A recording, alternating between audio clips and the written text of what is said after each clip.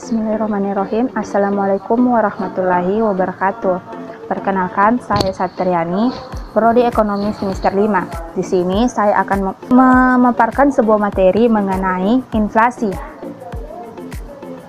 Jadi mana sudah diketahui bahwa definisi inflasi adalah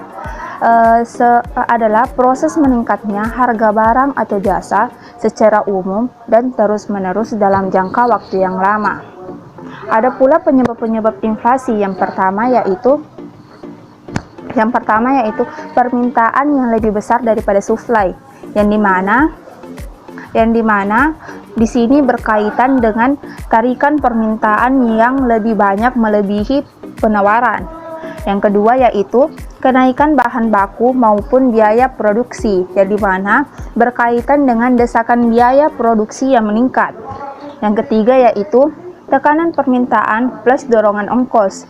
Di sini berkaitan dengan inflasi yang struktural.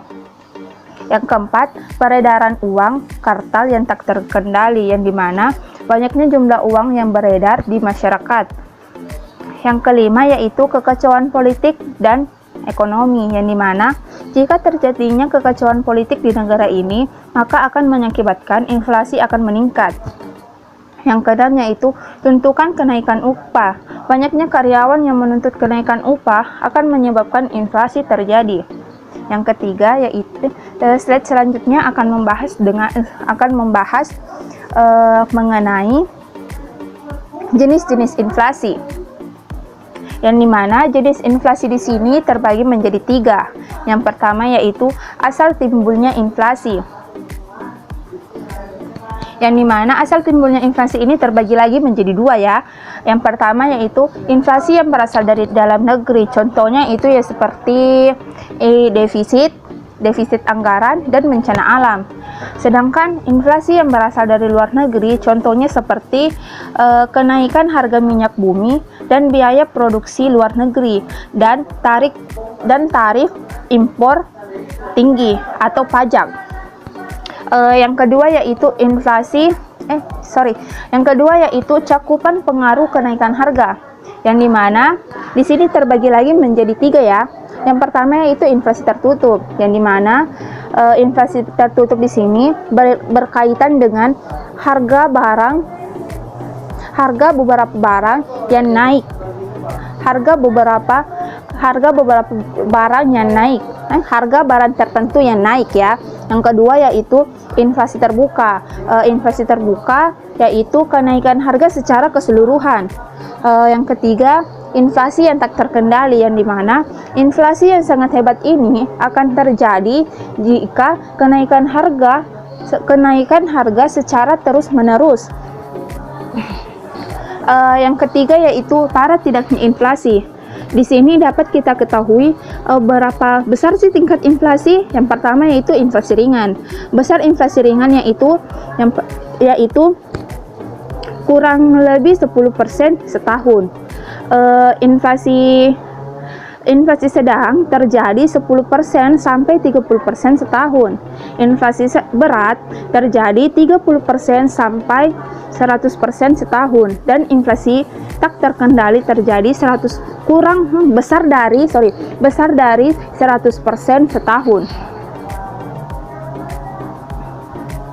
Slide selanjutnya akan membahas sebab akibatnya terjadi inflasi, yang dimana terbagi menjadi 2, yaitu yang pertama tarikan permintaan atau demand pull inflation, yang dimana berkaitan dengan inflasi yang agregat atau inflasi yang besar, yang dimana bertambahnya permintaan terhadap barang dan jasa akan menyebabkan terjadinya kenaikan harga. Yang kedua yaitu cost push inflation, yang dimana disebabkan oleh kenaikan biaya-biaya produksi yaitu bahan baku dan upah atau gaji.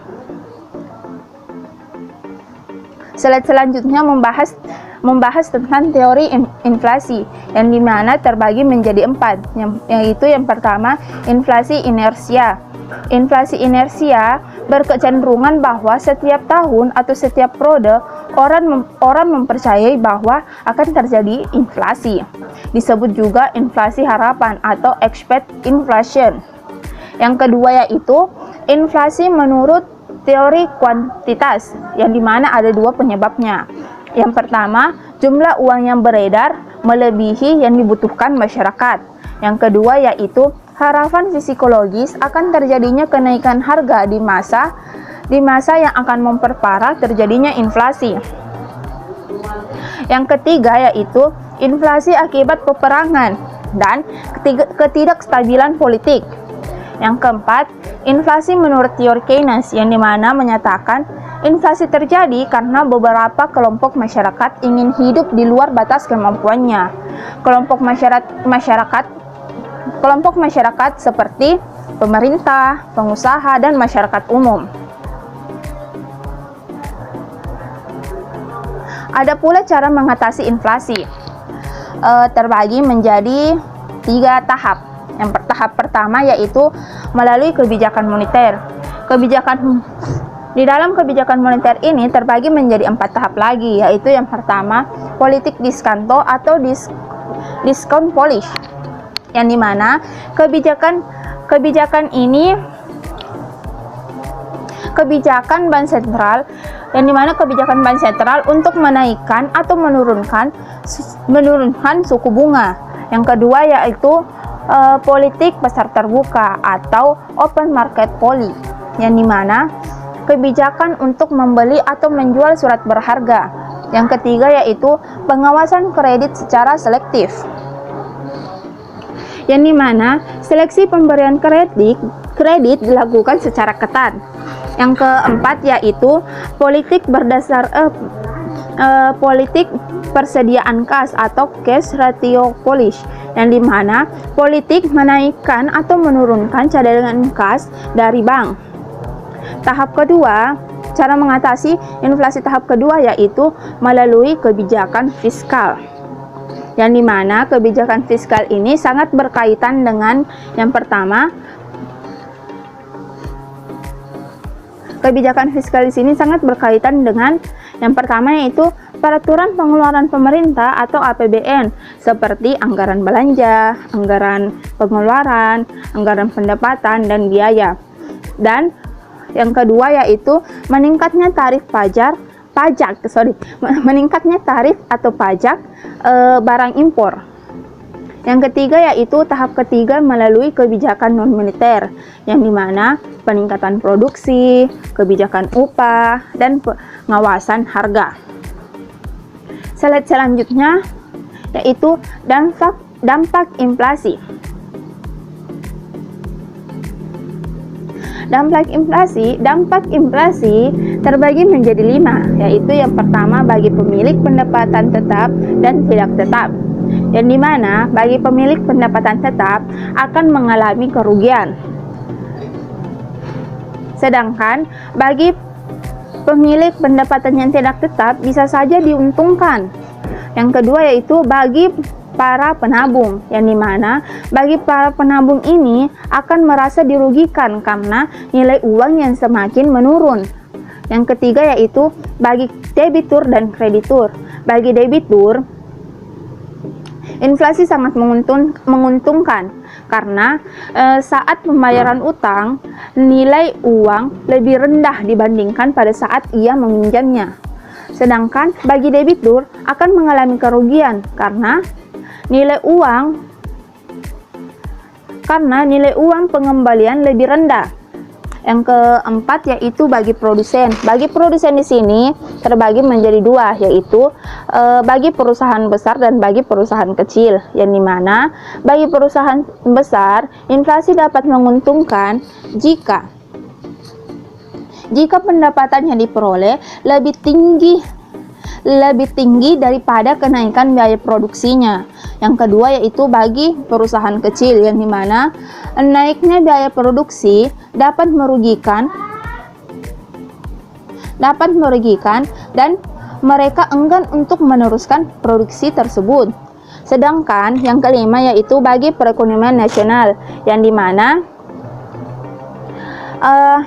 yang dimana bagi perekonomian nasional akan mengalami investasi yang berkurang, mendorong tingkat bunga, mendorong penanaman modal yang bersifat spekulatif, menimbulkan ketidakpastian keadaan ekonomi di masa yang akan datang, dan yang kelima, merosotnya tingkat kehidupan dan kesejahteraan masyarakat.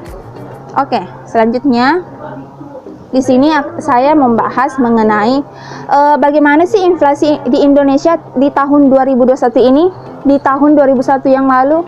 Ya, bagaimana? Apakah akan menaik atau tidak? Berdasarkan Badan Pusat Statistik atau BPS, inflasi indeks konsumen atau IHK pada tahun 2001 tetap rendah dan berada di bawah kisaran sasaran 3,0 kurang lebih 1%. Inflasi IHK atau indeks harga konsumen 2021 tercatat sebesar 1,87%, meningkat dibandingkan dengan inflasi IHK atau indeks harga konsumen di tahun 2020 sebesar 1,8%. Nah, itulah materi yang dapat saya jelaskan. Sekian dan terima kasih. Bila ada kekurangan mohon dimaafkan. Wabillahi taufiq wal hidayah. Wassalamualaikum warahmatullahi wabarakatuh.